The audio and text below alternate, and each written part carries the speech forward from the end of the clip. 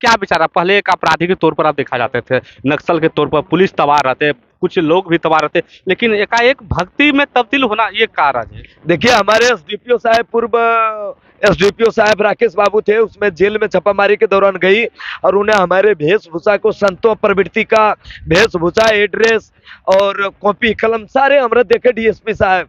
तो उसने बोले कि आप क्यों अपराध जगत में चले गए? हम बोले सर ये तो समाज का ही देन है अपराध में जाने का। समाज अगर चाहती है तो इंसान को इंसान बना दे और नहीं तो उसको हैवान भी बना देता है।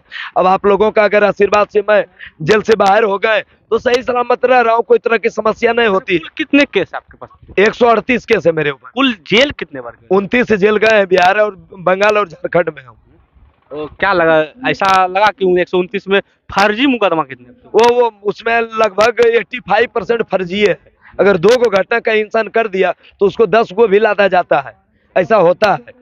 लेकिन एफआईआर मानी हम लोगों के ऊपर 2-4-5 को एफआईआर होगा और नहीं तो सर पे बिल्कुल सस्पेंशन केस है जी। क्या लगता है? सनातन धर्म तो मेरा पर्सनल कहा जाए सनातन धर्म है, क्योंकि हिंदू जितने भी हैं वो एक ही ब्लड से हम लोग आए हैं, एक ही माँ, एक ही बाप और एक ही खानदान से हम लोग आए हैं।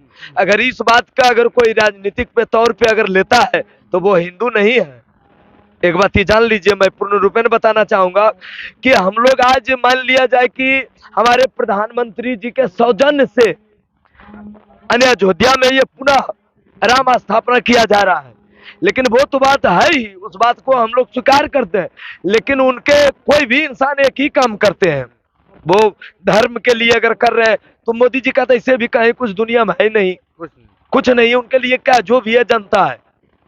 तो मतलब राम मंदिर मोदी जी बनवाए? नहीं, पूरा जनता बनवाया। मोदी जी की क्या हिम्मत है कल वो बना ले?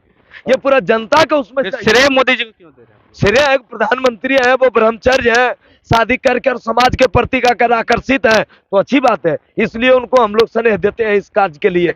सनातन धर्म में कहा ही जाता है कि कहीं न कहीं पत्नी के बिना कोई यज्ञ नहीं होते, तो उन्होंने पत्नी को दरकिनार करके कैसे अयोध्या में प्राण प्रतिष्ठा करने पहुंचे? ऐसा कोई बात नहीं है, पत्नी तो हृदय में होती है।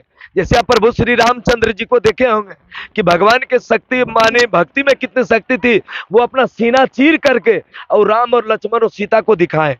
तो वैसे मानी भावनाएं जिसको जैसे रहेगी वैसे भगवान को। आपके मन में क्या इस बार जो आपने कहीं जो राजनीति को आप भक्ति में तब्दील कर दे, कहीं न कहीं आगे आपका फ्यूचर क्या है राजनीति में? फ्यूचर है, इस बार हम पूर्वी घुघुली पंचायत से मुखिया पद से भी चुनाव लड़ रहा हूँ, हमारी पत्नी लड़ेगी और चुनाव की मैं तैयारी पूर्ण रूपेण किया हूँ। और बाकी बात जनता के ऊपर जो हो, जनता जो चाहे उसका डिसीजन जो ले, लेकिन हम लोगों को काम है कि भक्ति करना और जनता की सेवा करना, समाज को सही दिशा में ले जाना। मैनिफेस्टो क्या, चुनाव में आना चाहते हैं, मैनिफेस्टो क्या? जी 100% वो जान रहे हैं, तमाम युवा लोग जान रहा है कि ये चुनाव के लिए ऑलरेडी तैयार है जी। क्या लगता है जैसे आप चुनाव में आइएगा, मैदान में आ जाए और जनता विजय कर दे तो क्या कीजिएगा? सबसे पहले जनता का सबसे पहले तो हम लोग शिक्षा के ज्योति जलाएंगे हम।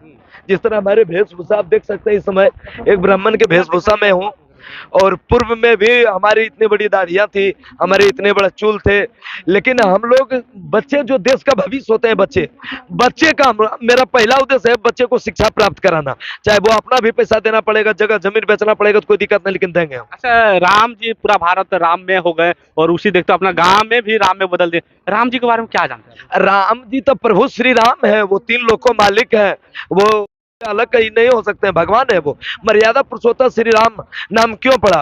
वो मर्यादा का पालन करने वाले श्री राम है मर्यादा जी। तो कहीं न कहीं देखिए आप लग रहा कि आप भक्ति में हो गए हैं जी। तो क्या लगता है कि आप राजनीति में बिलीव कर पाइएगा? जी अभी वर्तमान में मैं राष्ट्रीय जनता दल का जिला सचिव हूँ युवाओं का।